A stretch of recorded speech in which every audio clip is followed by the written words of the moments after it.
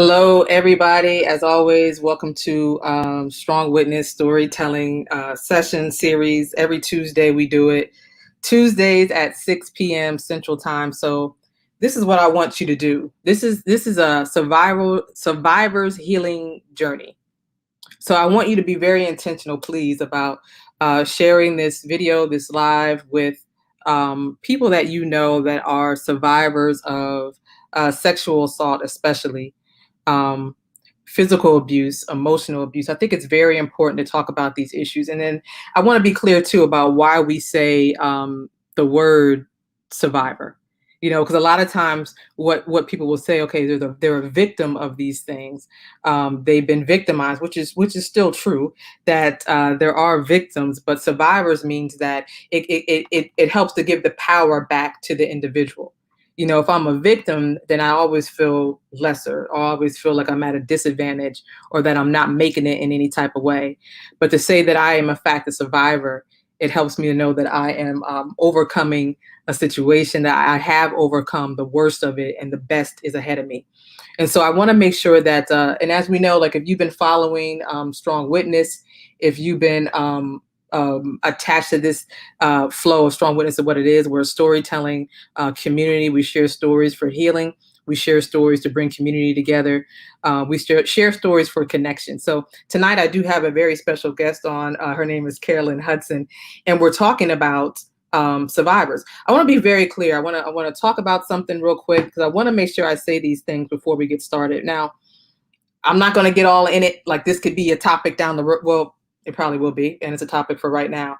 But I've heard a lot of words said, even in regards to this Bill Cosby issue and the legal issue, right? We know he's out of prison and he's home, but the amount of words that I've heard that were spit towards and directed at the survivors, man, I'm just taken back by what was said. And I really would like people to know and to understand that I don't care if anybody is sexually assaulted at any time, who they are, what's going on. It is never, ever the survivor's fault. So I want to be very, very clear with that. And I think that we as human beings have to watch what we say to survivors. If a survivor, and maybe Miss Carolyn's going to touch on this too, ever shares their story with you, there's certain things you want to be very clear that you just should never say. One being which, what were you wearing? If somebody says, listen, I was assaulted, I was raped, I was molested, that's not the question to ask in that moment. Why were you there? Why didn't you do anything? Why didn't you stop them? Are you sure that really happened? You're making too much out of it. Stop talking about it. All those things are inappropriate or absolutely offensive and absolutely wrong to say to someone who is a survivor of sexual assault. I've been having this discussion with people, and sometimes it's hard to help people understand that this has to be at a point of discussion. But yes, you want people to dress appropriately. Yes, people should be at the right places and maybe not be walking around at 3 a.m. I just made that up, or maybe they shouldn't be at parties drinking by themselves or drinking at all. But even if somebody is out at 3 a.m. walking down the street, even if somebody is dressed inappropriately or what you deem to be inappropriately, that does not give anybody any reason to violate their bodies. So I just want to be very clear in making sure that we are watching what we say and even our reactions, and helping people to understand that it's not a survivor's fault for being raped. Yes, they should make better decisions about where they go and who they're with and watch who they're around. Yes, we all want to dress a certain way, but it's never a survivor's fault. So I just wanted to say that much. That was my take, and we'll keep saying that too. If anybody has any questions about how to deal with it, you can put it in the comments. You can always call the office here, 682-990, almost forgot, 2866, and then we can go from there. But you know what I mean? I just want to make sure we talk about that. So I'm gonna bring Miss Carolyn up. She is the founder of a nonprofit called Silent Screams, and she is gracious enough to share her story with us on tonight. So make sure if you have any questions that you do let Miss Carolyn know, let me know. But she's going to share, so make sure you share it as well on your page. Miss Carolyn, I hope you share this on your page as well, and in your group. So we are going to go ahead and pull you up. How you doing, ma'am? I'm doing great. How are you? I am good. I'm excited that you're a guest. I appreciate it. I wanted to have you on back in April, but it just didn't work out that way. But It I didn't am work glad. out. Yes, ma'am. But I am very, very happy that you're here tonight. So I'm going to move out the way, and I'm going to give you your space to share your story in your way. Okay. And then Okay. if we do have some questions, and I'm hoping we can, people will want to jump on and ask some questions, then um, feel free to we'll flow from there. Is that okay? Yes, ma'am. Okay. All Yes, right. ma'am. All right. You said so you said so much, and I wasn't sure how to start, but you said so much. The one thing that stays in my mind is that it is not the survivor's fault. It's not how you dress, and it's not where you went, it is not whatever. My last assault was when I was 58 years old. I was a minister for the church.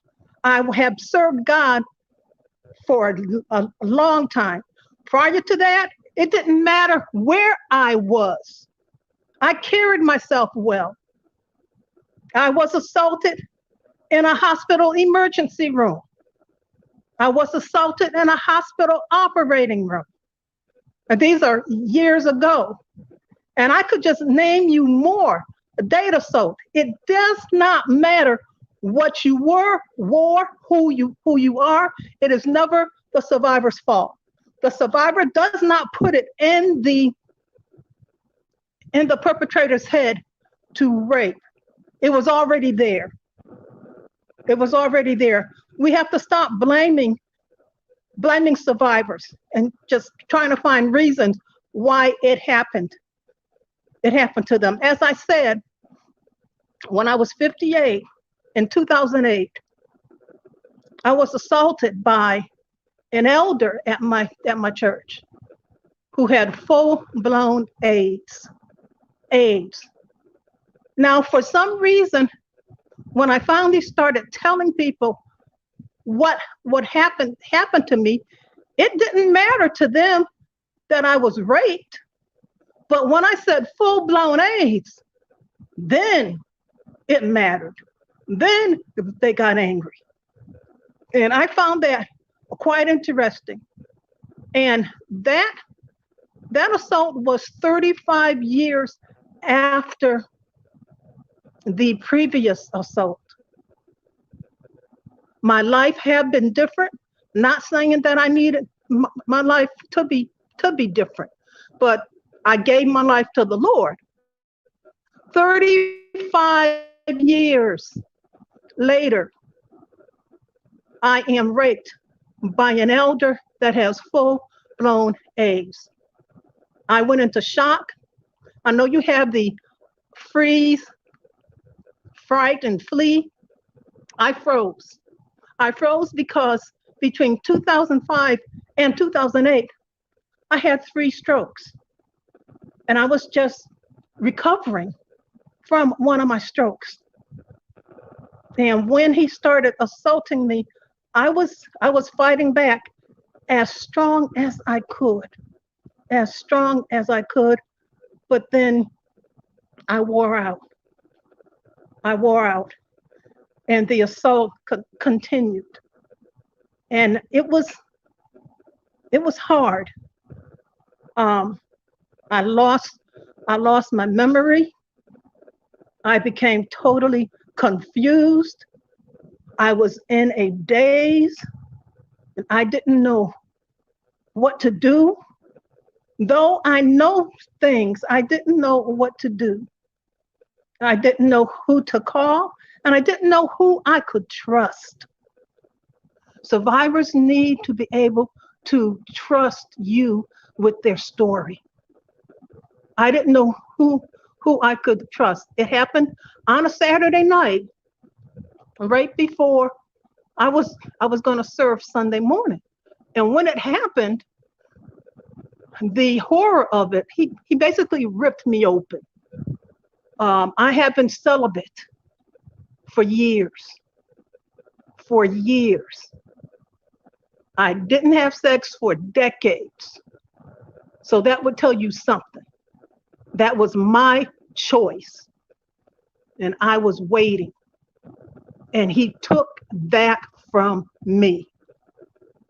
He violated me in more ways than just a physical violation.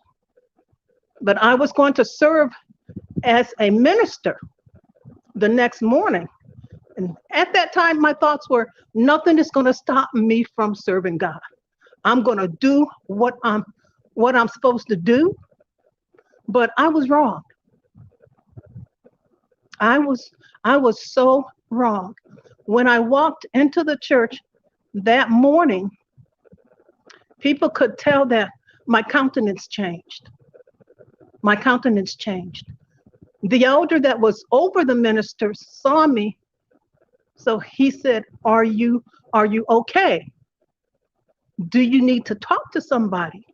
And for some reason, I had anger against him. I said, yes, I need to talk to somebody, but I'm not going to talk to you. There was such an anger, and I wasn't sure why, but there was such an anger there. That was the beginning of, I can't say it's my healing, because I'm still healing, but I progress every year. I'm a long term. Every survivor of sexual assault has different timelines, because every assault is different. Every assault's different. So you can't lump us all into one place and say you should have did boom, boom, boom, boom, boom. No, every assault is different, just like every murder is different. Every theft is different. And I felt like part of me was murdered, and they had no right. They had no right at all. So eventually, the pain lasted for years. I did go to a therapist, and I saw this therapist for 4 or 5 years. Now, the one thing I do want to say, I pressed charges. This time, I pressed charges. When he was assaulting me, I kept saying in my mind, I did nothing wrong. I did nothing wrong. And I kept saying, I did nothing wrong. So I pressed charges. And that was hard, because I go to a well-known church. And because at that time I went to a well-known church, they wanted to get this story that happened in the newspaper. And like 2.5 years later, a year and a half later, when I went to trial, it did go in the newspaper in 2010. But I pressed charges. And the reason why I pressed charges was nothing wrong. If I know you did nothing wrong.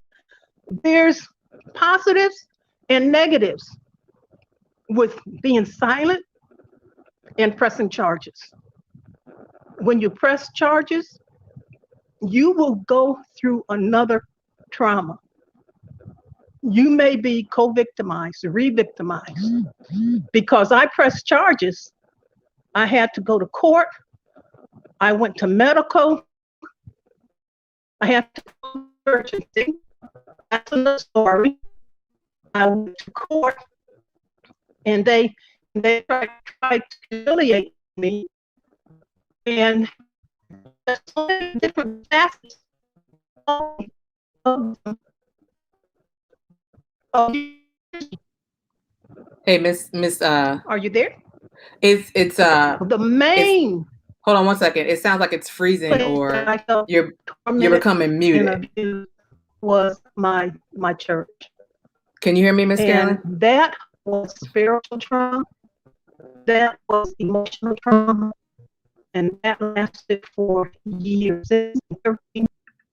All right, 1 second. We're going to give Miss Carolyn an opportunity to hopefully fix her microphone and then come back on. And then we're going to do it from there. But just recapping, if you're just joining us before she jumps back into the stream, she's sharing her story of being sexually assaulted. And that's why I say, remember the banner down at the bottom. I need everybody to understand, if they're watching it live now or if you're watching the replay, if any of these stories are triggering for you, just go ahead and log off, right? So if you want to watch, if you want to pay attention and you just can't sit through it, this is not something that we want anybody to stay locked into. But Miss Carolyn sharing a story now of being assaulted, and what she explains is that she was assaulted on several occasions. One she mentioned while in the hospital, another in the hospital ER. I don't know if those were two different occasions, but she's just sharing the one that happened, the final assault that occurred that she had to suffer when she was 51 years old. So just sharing that story. And she says that it happened on a Saturday night, and she was preparing to wake up the next day and go serve at her ministry in the church. What she also mentioned that two things before I bring you back up, Miss Carolyn. I just want to say that she mentioned one. She talked about, like I had said in the beginning, assault is never the survivor's fault. Miss Carolyn made a good point of saying that the perpetrator already has this stuff plotted in their mind, his or her mind, that it's already plotted. So it's really not a slip up or something the survivor did, as much as this person is already thinking and plotting about how to find their victim, right? Now, the other point that she said is that when you do press charges and have to go to court, it's like being re-traumatized all over again. So I'm going to bring her back up. We just going to believe God, this sound is going to work real good, and we're not going to be interrupted this time. So, Miss Carolyn, you're back. So I'm going to move out the way again. I'll let you pick up where you're at, okay? Okay, I'm going to try. Okay, when you do press charges, first off, okay, Saturday night, I did not call anybody. I did not do anything. In fact, while the assault was occurring, my girlfriend called me to see how I was doing. I was afraid to move because I thought that he would have more power over me if I moved. So I stayed where I was. I didn't know she was on the phone. So that's another thing. Sunday, I did serve. I was messed up, totally messed up. Sunday afternoon, I did talk to my girlfriend. She suggested that I call the police. I called the police. The police came over right away with an advocate. Now that's something that you don't hear of much. But at that time, I lived in a small city. The advocate came over with the police, and they took my statement, and then the advocate took me to Parkland Hospital. I was examined, and when I was examined, they wanted me to take a AIDS pill. See, at the time I was raped, I didn't know the man had AIDS. I did not know that. He's an African man. So the people at the hospital, the doctor said, most times African men have AIDS. And they wanted me to take this AIDS pill. I didn't want to take it because I didn't know what was in it. But I got a free examination, and you do get a free examination whether you press charges or not. When you call the police, you do get a free examination, and I got a free appointment with a future doctor. And then they were trying to find me a therapist. There is so much help out there when you speak up. When you don't speak up, you carry that pain with you for the rest of your life. You carry what you're going through, and you don't even know that some of your actions and reactions in your life or because of the assault. You might dislike certain people, or you might not like going down a certain street. You might all of a sudden not trust anyone. Your countenance changes, your personality changes because you are keeping that secret inside you, inside you. Now, my countenance changed and my personality changed, and I was just lost. My mind was mentally messed up, emotions were mentally messed up, and I didn't trust. I trusted very few people. When I went to court, they were the defendant was the defendant's attorney was basically saying that because I hadn't engaged in sex in a long time, that I wanted this man even though he had AIDS. And he tried to say some other things about me. You have to be strong. If you're going to press charges, you have to be strong. You have to prepare yourself for it. You have to fight. And you have to have a team that will pray and fight with you. That's a must. You cannot do it by yourself. You have to be strong. You have to be a fighter.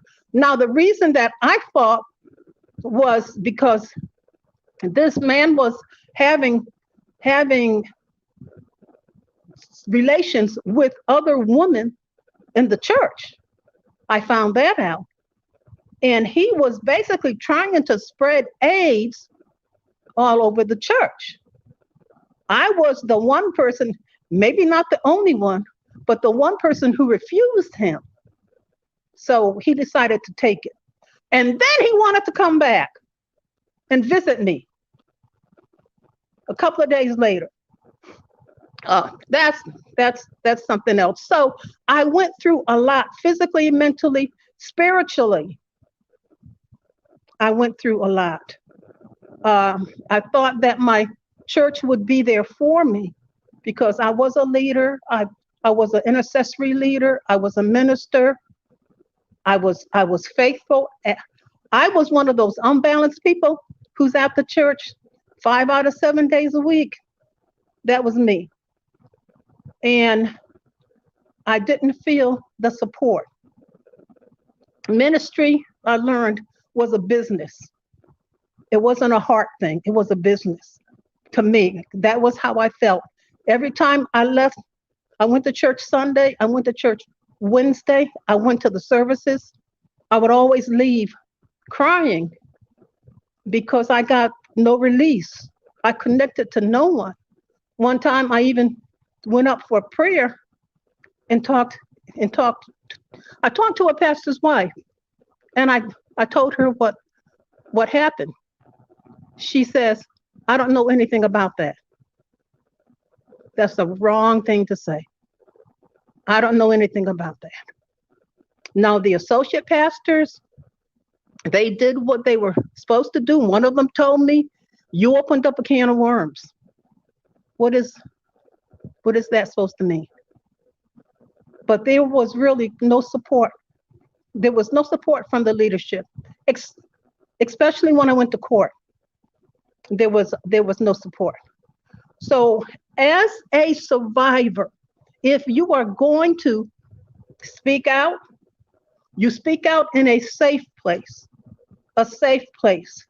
You can tell whether you can trust someone or not. That was the sixth sense that I gained, where I could tell whether I should talk to this person or not. You have a sixth sense, and most survivors don't trust. A lot of survivors get angry. A lot of survivors just get quiet, but their whole personality changes. Mine has changed. I am on that healing journey.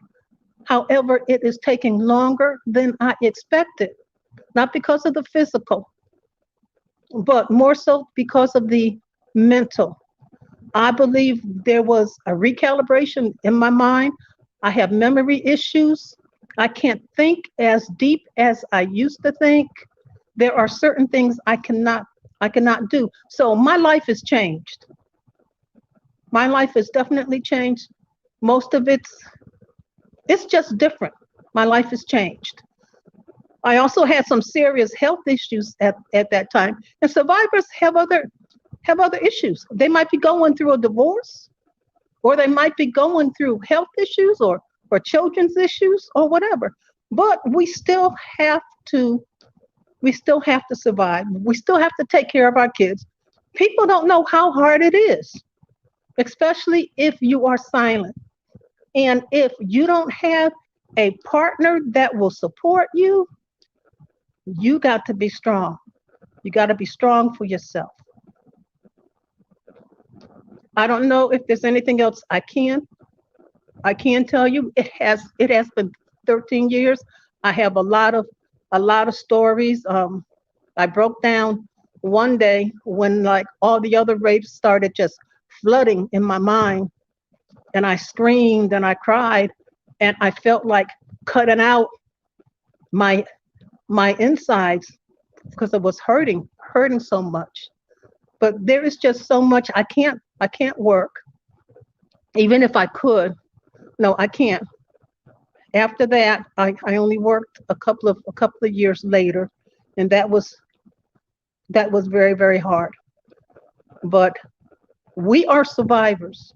I am on a healing journey. I am a lot better now than I was in 2008. I'm a lot better now than I was back in 2019. I am a lot better. And I'm not going to say that I'm healed. Some of us are lifers. Some, there is a total change in their mind, like mine. Or there's a total change that they can't they can't do anything about. Just like any other victim. There are changes that you can't do anything about. But I am really progressing. I am glad that I did speak up, because I didn't want another woman to be used by him to spread AIDS, because that's what he was doing, spreading AIDS. In fact, there were a couple that I know of that got infected by him. But speak up. You never know who you will help. Tell your truth. Your truth frees you. Your truth empowers you. When you speak your truth, when you tell your truth empowers you. So speak up whenever you can, in a safe place. In a safe place. In a safe place. And you have to be strong, and you have to be ready for the criticism or whatever. I'm 71 years old now, and I don't care what you say. I really don't. I know what I have been through in my life, and I know that this was not my fault. And I'm not saying that God planned it. God does not plan evil like that. Ain't no way. Ain't no way. That one point I thought about God, and I said, no, no, you did not do this. He did this. We want to put it on God, or we want to put it on us, or we want to put it on our circumstances, or whatever. No, the fault goes to the perpetrator. He's the one that chose to do what he did. It is no one else's fault. The courts need to figure that out. Oh, this guy, let me end with this. I did go to court. Court was about a week long, and it was all over the news. They did convict him. They did convict him. He received 15 years. He should be getting out either this year or next year. But the the main thing with the conviction, which I didn't know at that time. He was convicted of aggravated assault with a deadly weapon. The assault, the deadly weapon was his penis. Aggravated assault with a deadly weapon. But because he was not convicted for a sexual assault crime, he does not have to be on the sex assault registry. I'm fighting that. I don't know what to do, but he is a predator and he needs to be on the sex assault registry. But because he was convicted of aggravated assault with a deadly weapon, he will not be on the sexual assault registry. So that gives him freedom to do what? Do it again. Do it again. That's not good because he did not care about woman. He did not care about God. He was an arrogant whatever. But I don't know what else I can say. Yeah, Miss Carolyn, that is so. Thank you so much for sharing that. And I know, first of all, you're very strong, not only for sharing today, but also taking it to trial and standing Yeah. up, even when, and I know you mentioned at the church that you went to, even when the leadership basically, dismissed you. You know what I Yes, mean? they With did. with lesser words and that's hard. I mean, I can't even Yeah. imagine. I don't know I don't know anything about that, and then literally turning their back on you. That's not Yes. fair, and I'm sorry that happened to you. But I am glad that you were able to stand up, right, and stand up for yourself, and even stand up for other women. Now we're gonna get to that in a moment. But you did answer a question for me. If you have any questions for Miss Carolyn, anybody who's watching, make sure you put it in the comments because I was going to ask you what happened to him. But you answered that question. But can you just tell us, because you mentioned, and I know I read it in your story before, that he tried to come back a few days later. I think. One day I came home from work. I was still working.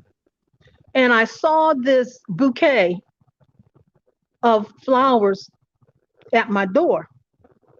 They were dried up, kind of wilted a little bit. And and I knew they were from him. And I saw $10. And I said, $10? He's putting a bouquet of flowers at my door for $10? He's putting a bouquet here. What does he think? He thinks I want him to come back over. He thinks whatever. I was so fuming. Oh, I didn't tell you another part. So later on, I was at work and I was getting off of work. I got on my bus to come to Oak Cliff area. And a couple of blocks down, I see this guy across the street in downtown Dallas that looked like him. And I said, that can't be him. He doesn't know where I work. And so I stayed on the bus and I kept watching him and he kept walking down. Then the bus came to a stoplight. He crossed the street and I was praying for the light to turn green again. The light turned green, but it stopped to let him on. I said, oh my God, that is him. He's on my bus. God, he's on my bus. I was so frantic. I was so scared. I didn't want to arouse everybody, but maybe I should have, but that's hindsight. I just wanted to keep quiet. I called my girlfriend and I said, he's on my bus. He's on my bus. So they came to the bus station to pick me up because he wanted to talk to me. And that was scary. He was stalking me. He was stalking me. And I didn't even know it. Everything he said to me was a lie. His name, where he lived, his age, everything he said, he told me was a lie. And I researched him. I looked up stuff. I looked up stuff about his country. I looked up everything. But if it's a lie, I couldn't find a lot. And then he would explain some of the things. So I forgot your question. I'm sorry. Did I answer your question? You did. You answered when I asked you to tell the portion of him coming back. So after that night, that Saturday night, when the assault occurred, you saw him at least one time when you were on the bus, but also he visited your house again by putting flowers on No. your steps and the $10. Oh, yeah. No? Yes. Mhm. Yes. He came by my house when I was at work. Yes. Okay. Yes. Okay. And those flowers stayed out there until they turned to dust. They Okay. stayed out there. You didn't bring him in. Good. I'm glad you didn't Oh bring him God, in. no. Mhm. No. We have a question for you, Miss Carolyn. How is your health now? I know you mentioned your health and you had some strokes, and how's everything now? My health has been a challenge on my life. And it has gotten worse. But it's good. I'm good. Mhm. I'm good. Um, the doctors gave me a certain amount of time to live, but God gave me something else. So I am good. I feel good. One of the good things about this, because I was dealing with my health and my finances and everything at the same time. One of the things that I feel good about is that I haven't had pain in the past year. Usually I have pain 3 or 4 times a week or something goes wrong. But I haven't had pain within the past year since God told me what he told me. But my health is my normal, but for you it would be fair or poor health. But it's my normal. And I accept that while I'm believing God. Amen. But I just want to say right now too. I said amen to the comment that Joe left there, just to rebuke that report. And I heard you just mention. I didn't know that, Miss Carolyn, that the doctors gave you a certain amount of time, but we're just going to believe and trust God.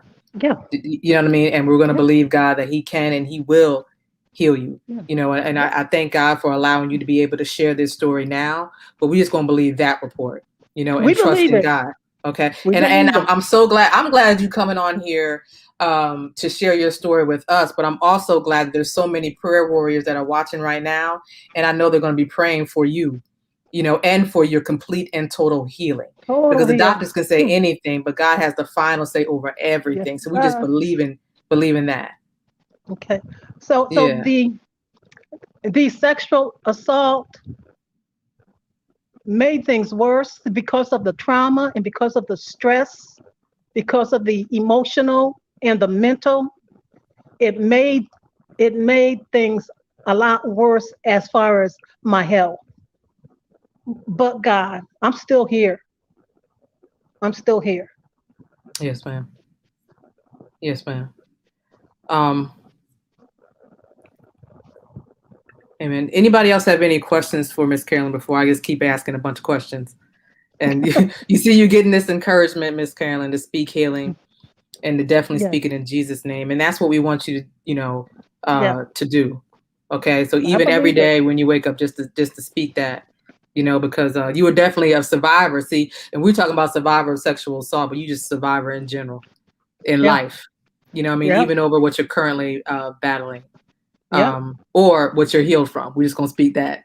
Amen. We're gonna say that as it is. And In Jesus' um name. in Jesus' name. That's how you're gonna be talking, Miss Carolyn. I'm gonna be In talking all the Jesus' time. name. In Jesus' name. I like that. I like that talk. Um Yeah. Now when this perpetrator gets out of prison, they're supposed to notify you. Is that correct? That he's out? If you sign up to be notified, they will notify you. They do notify you when he comes up for parole. I was notified twice, and I went to the parole board and I fought it, and they kept him in prison. But they notify you only if you sign up to be notified, because some of the survivors do not want anybody to know what happened to them. And you said you did sign up to be notified. Oh yeah, right? I signed up. Yeah. Okay. Yeah. Now, when you reported this, go ahead. The warrior came out in me. I'm an intercessor, a prayer warrior. And like when this happened, it was like fuming. So I'm gonna beat this guy because he isn't gonna hurt anybody else. So so that was my energy, my fuel was the anger about what he did to me, but what he also tried to do to others, and then how he talked about the man of God and how he talked about the Bible. Though I had to get him.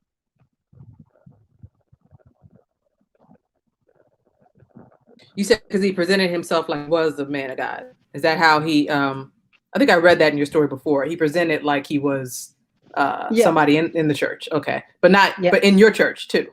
Yeah. Is that right? Okay. Yeah. So he was a member of your church, not just a visitor. Yeah. He was an elder. Okay. Yes. Okay. All right. So he was an elder in the church, ordained by the leadership in your church. And when you came and told them this is what happened, they acted like they didn't know anything about it. They dismissed it. Okay. They dismissed it. They said they dismissed it. They put an article in the newspaper, and it basically said that we met on our own free time, that the church had nothing to do with it, and they just listed a whole bunch of statements. But what they were doing, they were disassociating themselves from me, not just from the situation, but they basically disassociated the church from me, because it is a big church, and they're concerned about the congregation. They're concerned about the way they look. So like they were more concerned about that than concerned about helping me heal. Right. And Miss Carolyn, I did it in my younger days. I did a little bit. I didn't finish law school. I showed up there a little bit. It wasn't for me. I wasn't very good at it. But I do know that they probably dismissed themselves because they knew they were wrong. Right. And in a sense, kind of like an accomplice if they're hiding things. But I imagine there could have been some charges against that church too, or the members in the church that had known that he was doing some of these things. They might not have known until he raped me.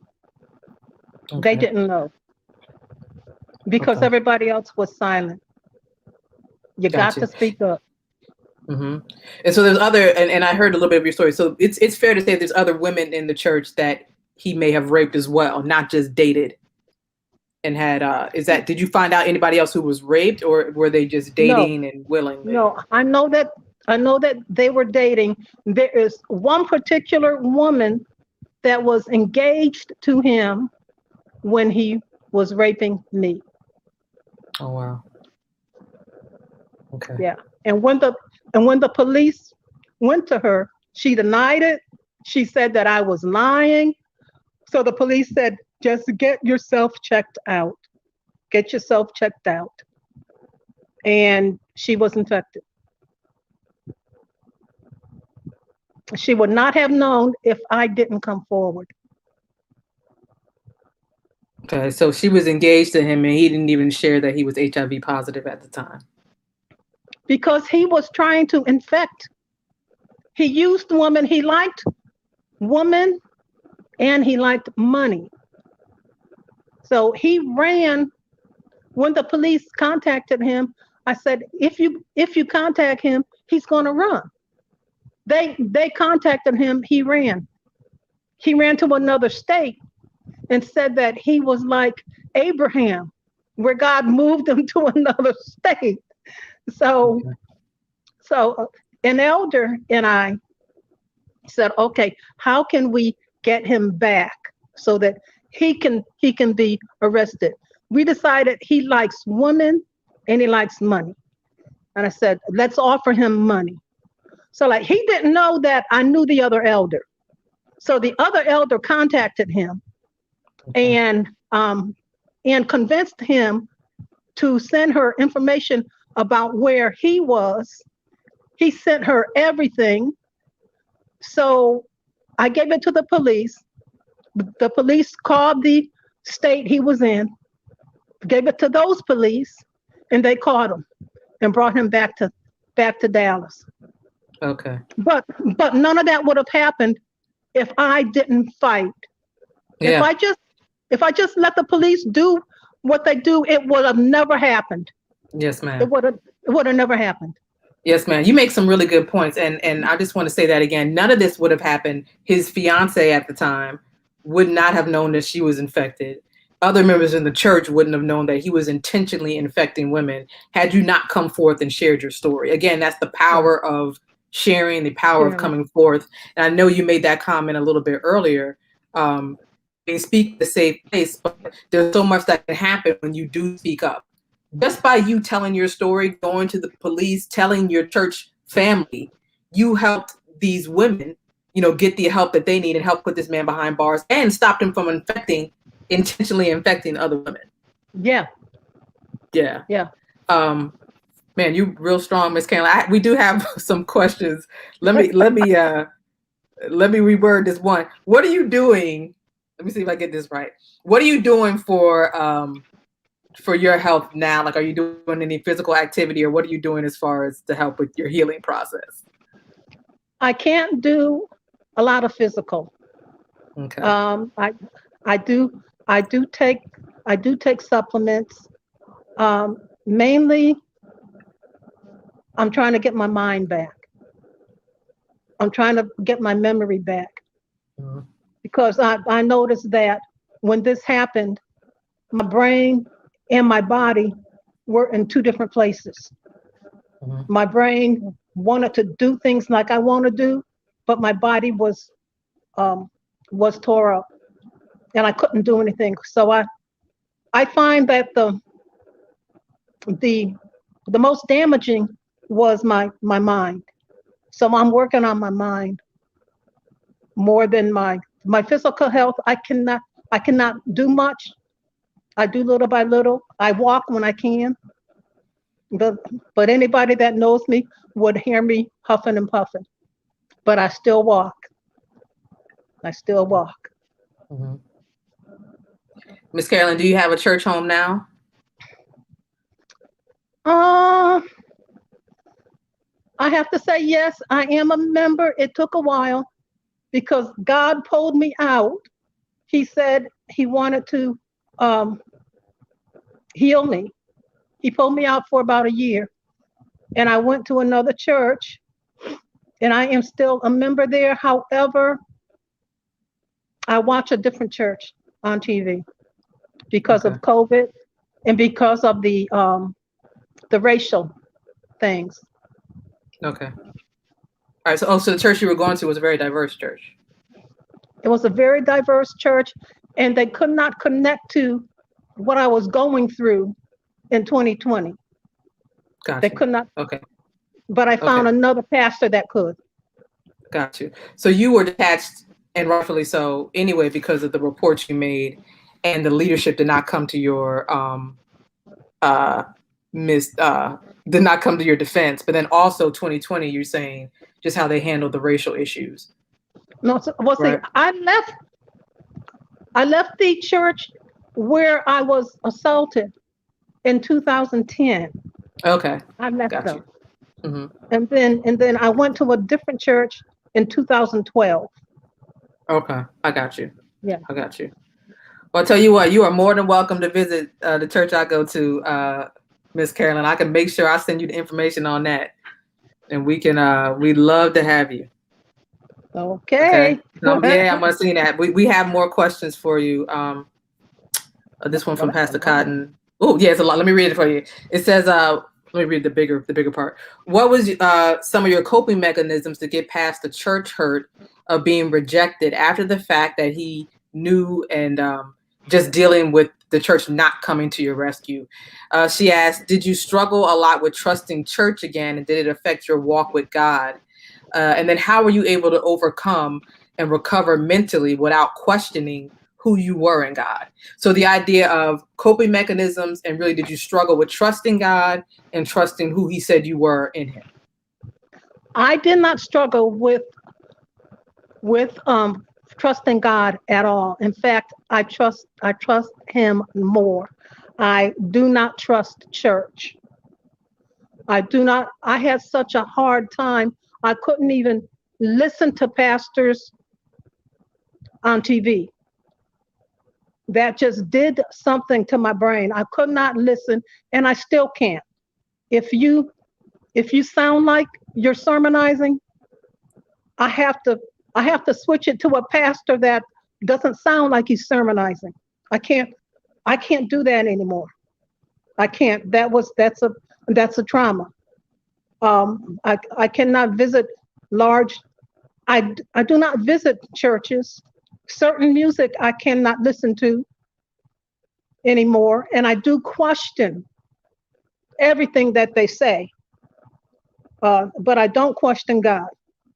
I used to teach the Bible at that church, so I still have some healing as far as spiritual. And you know what, Miss Carolyn, I mean, I know you don't need me to say this to you, but I think that part's understandable, being that, and that's a part of trauma. And just real quick, Yeah, I posted something today about basically trauma responses. And anytime, this is for anybody listening, right? So you may not have been sexually assaulted, but anytime you experience a traumatic situation, it is very common. It's normal to have certain reactions, be it yeah, physical, yeah. emotional, behavioral. And a lot of times dealing with trauma, one of the reactions that we may have, we avoid people, places, or things that remind us of that trauma. So being that you were traumatized in your home, but you went to the church, which you thought was a safe space, like you mentioned, to get help, Yes, and they literally all but said, get out yes, of my face. yep. The leadership in the church. So your response to that would be, in the natural sense, right? And your trauma with these triggers, and the way that we deal with trauma, and the way that we make that connection is, let me stay away from there, right? I was Let me stay crushed. with, yeah. And I but was it's a crushed. part of that response. But I like what you Yes. said, like, I'm still healing. And we know again that God can even heal that space, right? That spiritual space that you mentioned, that to bring it back closer. And it may not be any and every pastor you're going to connect with, but we're going to believe God that that there will be, that your relationship with him is going to continue to get stronger. Oh And as yes, that it gets has gotten stronger, so much yeah, stronger. It yes, has ma'am. it has gotten so much so much stronger. And I am looking at a pastor on TV that I connect to. Hmm. So I'm good. God is good. I'm good.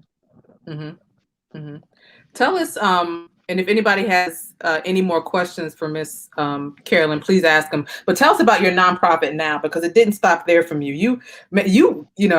You definitely strong, a true definition of a strong witness. Because not only did you go to church, you start telling your truth to everybody there. You told your truth in the courtroom, and you didn't back down. You're still telling your truth, but along the way, you started a nonprofit.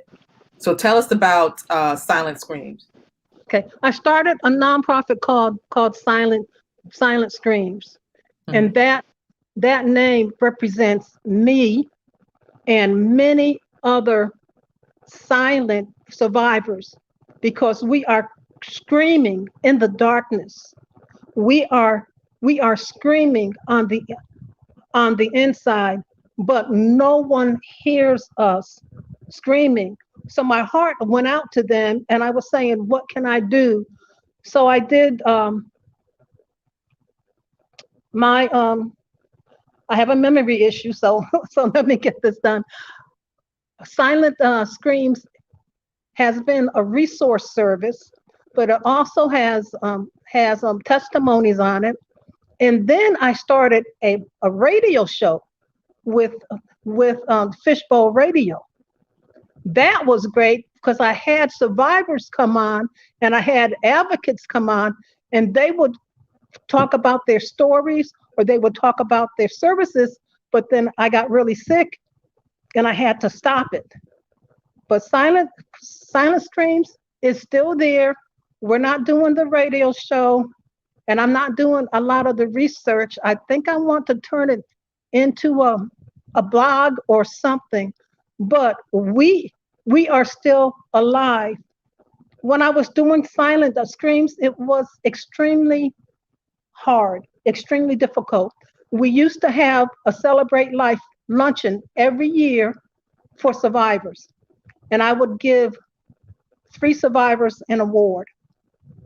And that stopped also when I became uh, really sick back in 2018 or 19, I believe.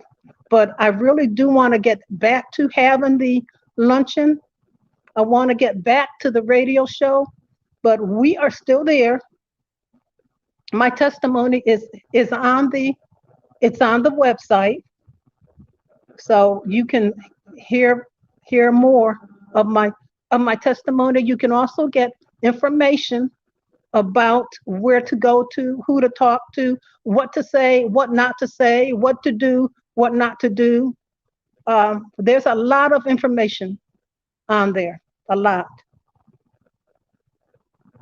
And you said the name of the website is I want to make sure, and I'm sorry, I should put that up there. It's Silent Screams Inc., right? Silent Screams for Help For help. Uh-oh. at okay No, www the website. silent screams for help.org. Okay, got you. And so I'm just going to put that up there in case anybody, and hopefully I spelled it right. Okay, there you go, for help.org. So for Yes. those that watching that want to visit, or those that are going to catch it when they watch a replay, that definitely want to visit the website and hear more about your story, hear Yes. more about work you've done, other people sharing their story on there. Do you have anything else you'd like to share to survivors that may be listening, who haven't told the fullness of their story, that are a little bit nervous about sharing their story, or those that have made, like you, people who they're telling aren't listening, those that do have a power to kind of, with some authority in a situation, that aren't listening to the survivor as they speak up? Okay. Well, to the survivor, the first thing I want to say is don't feel guilty. Don't don't be pushed into telling your story. I know how hard it is to speak up. I did that most of my life. Most of the assaults I went through, I was silent. I was silent. Um, when you're silent, you don't have to worry about court or whatever. But you carry that by yourself. You carry that alone. Get a good friend that you trust. Talk to them about it. If you want to share your story, start off with somebody you know. Start off with a good friend or your parent, if your parent understands. But start off with somebody that you trust, and then to build yourself up to want to speak on a radio show or to want to speak at an event. But you have to be at a certain point of healing when you start speaking. You can't be bleeding all over people when you are speaking. You can't still have a whole bunch of pain, but progress to the point where you can manage what you're going through more than it manages you. Because mine managed me for a long time, but you turn it around where you manage it before it takes you out. Because some of the survivors became victims that couldn't handle it, and they are no longer here. So take your time. Find somebody that you can talk to, that will listen to you. And you asked me to say something else, and I forgot. Oh, it's okay. You know what? I forgot too, Miss Carol. I was listening though because you were saying so much good stuff. I like the part where you said be a part of your healing. Make sure Yeah, that you are sharing with somebody that you can trust. And the last thing you said was extremely deep. A lot of survivors became victims. yeah, And they're no longer here. We talked about that in the beginning that, yeah, we like to use the word survivors and not victims of sexual assault because it gives the survivor back the power that you're yeah, not a victim and like, you were victimized, but, we like to say survivors that you yeah, overcame and are overcoming this, not that yeah, you always be placed as a victim and, kind of unable to do for yourself. But the way you worded that, if you're not speaking out, if you're not trying to get help, you do fall into that victim role. Um, but to keep speaking, to keep sharing, and what you're saying, what you're saying is absolutely encouraging. And I appreciate everything that you're saying. I appreciate you giving your time. And like I said, I knew I wanted to have you on in April, and you weren't available then. But I'm so glad that there's a space for you to speak in July because your story is amazing, and you are amazing. Um, thank you. and just to recap too, for those that didn't hear, I mean, I know you're sharing from this space. You said this last assault, the one that you were really talking about, happened when you were 51 years old, but you No, had no, been no, no, no, no. 53, 58. 58. Okay, I'm sorry. Happened when you were 58, but you had been unfortunately a survivor. You were raped twice before then. Is that right? I was raped multiple times. I only told you about two. Okay. All right. So Yeah. you are definitely a survivor. And I do Mhm. appreciate every bit of you sharing with us. We got your website up here. We know how to find you. Her Facebook group is Silent Screams.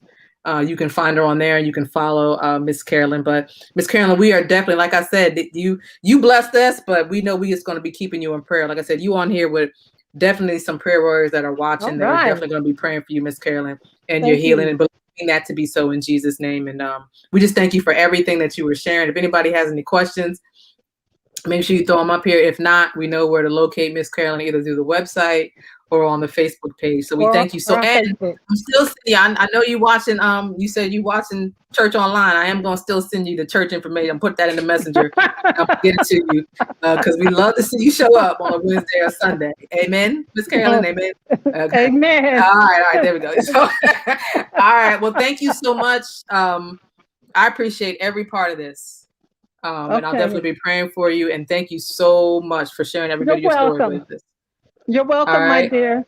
Thank you Okay. for having me. No problem. Miss Carolyn, you stay on here. I'm just going to jump off the live. So everybody be blessed. Next week's story, we're having a woman come on and she's going to be talking about domestic violence, which I don't think we've chatted about that yet. We haven't had a storyteller that speaks about it there, but she's going to be coming on talking about suffering. Oh, yes, we did. I think there was a portion of Casey's story that she shared, but she's going to be talking about domestic violence. And then we'll go from there. All right. So make sure you guys check us out next week. Of course, if you got a story you want to share on anything, make sure you guys email me.